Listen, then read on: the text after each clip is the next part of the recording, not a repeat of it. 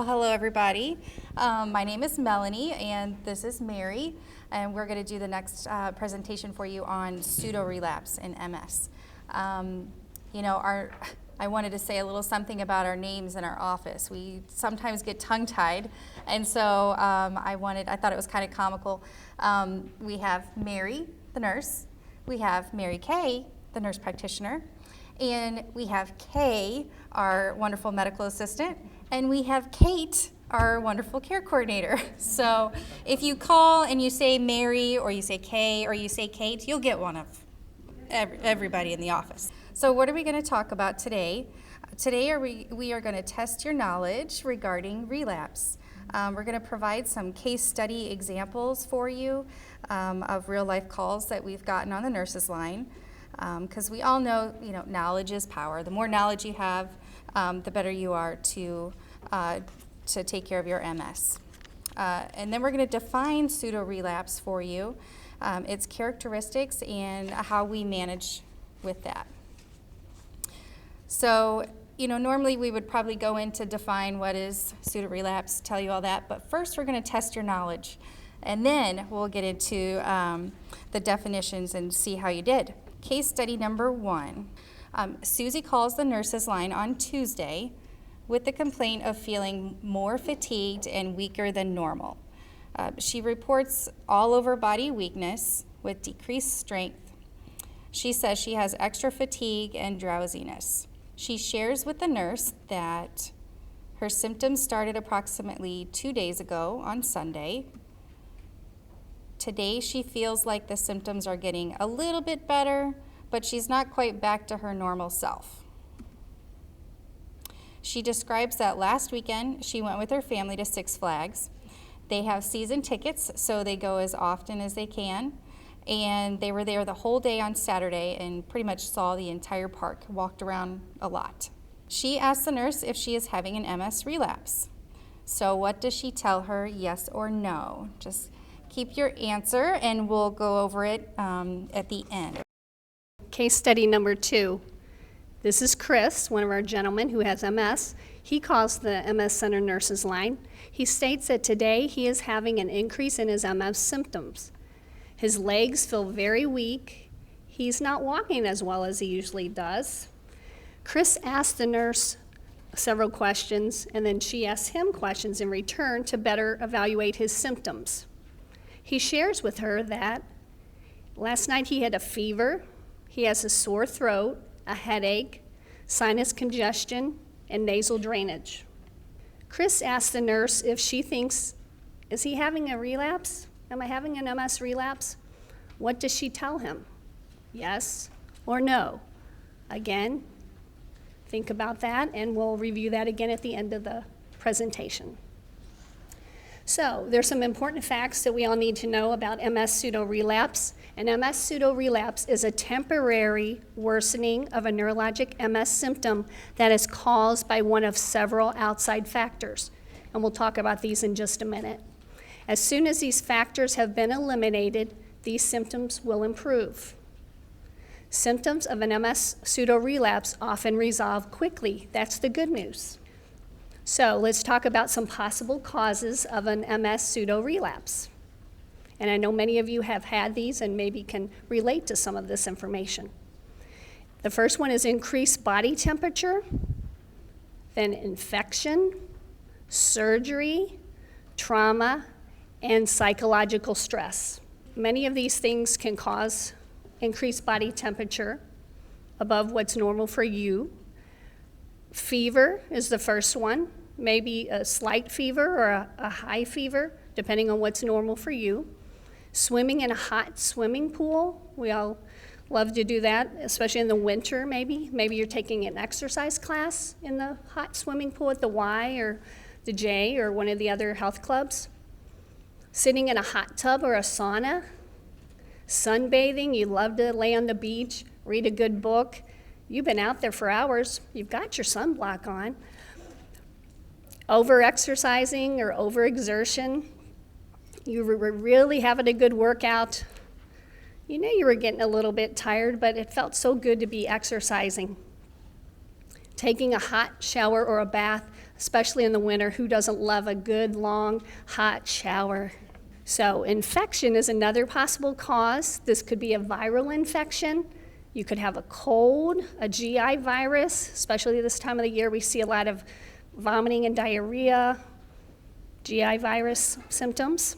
Respiratory virus, you could have a horrible cough, a productive cough, have difficulty breathing with this, or you could have the flu.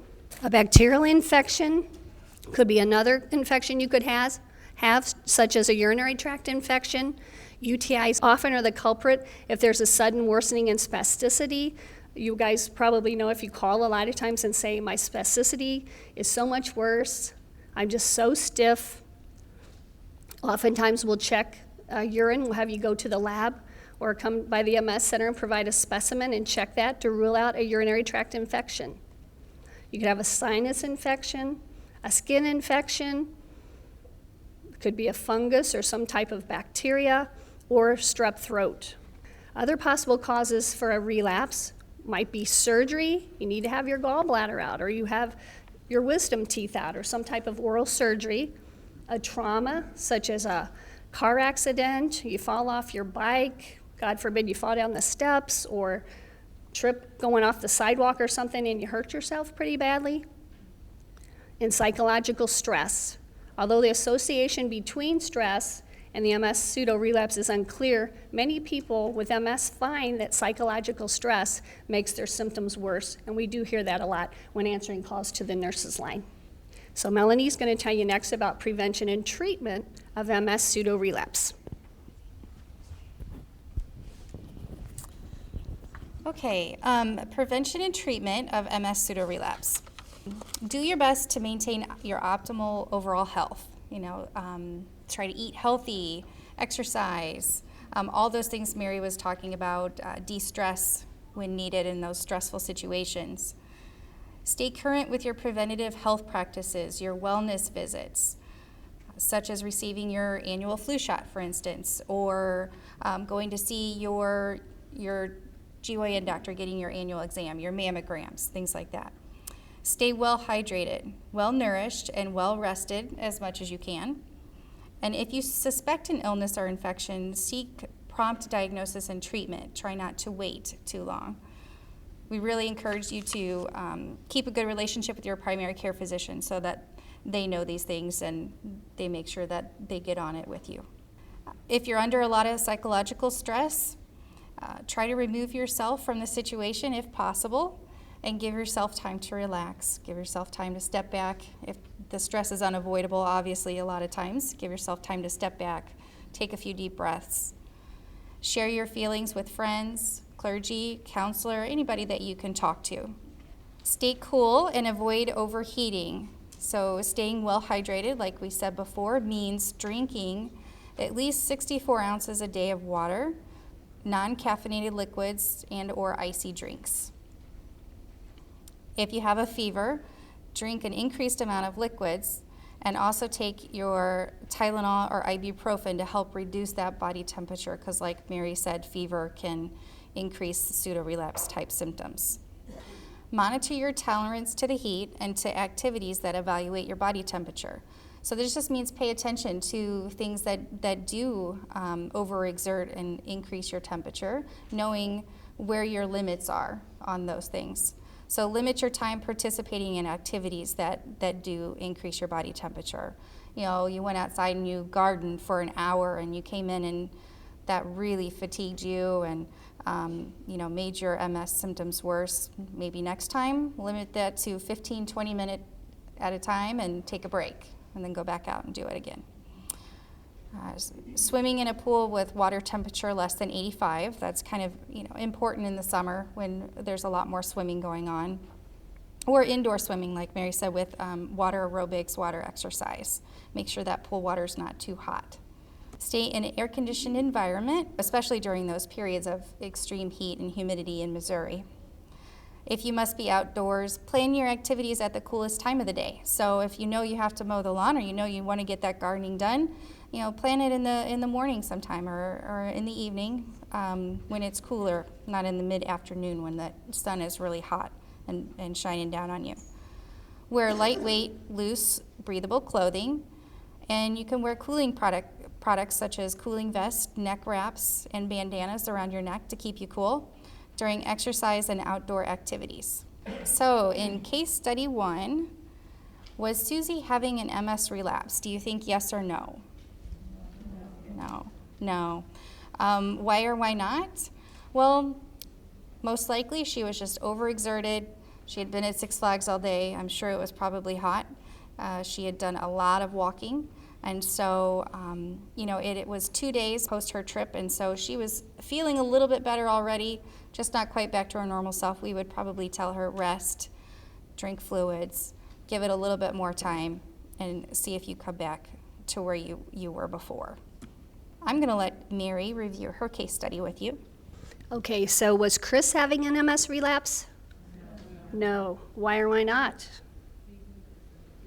He was sick. He had a upper respiratory infection. He had a cold. He was sick, and that was increasing his MS symptoms. So we do get a lot of calls to the nurses line for these types of questions. I think we have a lot of you that are very informed on this, but we do have a lot of concerning calls. Patients say their symptoms are suddenly increased, and it takes a lot of questioning and going over the recent history for what's gone on to sometimes kind of figure out, is this really a relapse or is it a pseudo-relapse? Sometimes people maybe won't share as much as you'd like them to, but we all like to talk a lot, so usually we'll get as much information as we need with a longer conversation. And a lot of times it is a pseudo-relapse. So in both of our cases, a few days later, in my case, this gentleman, it took him about a week because he was pretty sick with his cold. He ended up having to go on antibiotics because it turned into an upper respiratory infection. But in the meantime, as Melanie mentioned, he stayed hydrated, he rested as much, he ate whatever food he could according to how well he felt, but made sure that the food choices were nutritious, and he was better quick.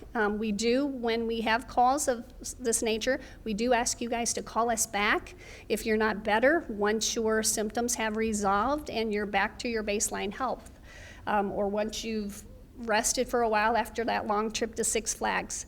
So it is very important, and we welcome any calls to the nurses line if you're in question as to whether or not, do you think this is a pseudo-relapse? Sometimes people don't even remember, we're all human, we don't always remember what maybe something's going on, like something little. Well, I kind of do have a lot of sinus drainage or whatever. Well, maybe you have a sinus infection. Oh, I thought it was just my allergies. So anyway, it's always good to call. We welcome those calls. We appreciate that our patients are very well informed, and we would certainly encourage you to call if you ever have questions about any of this information. So we thank you for your participation and input. We wish you all a very happy Halloween.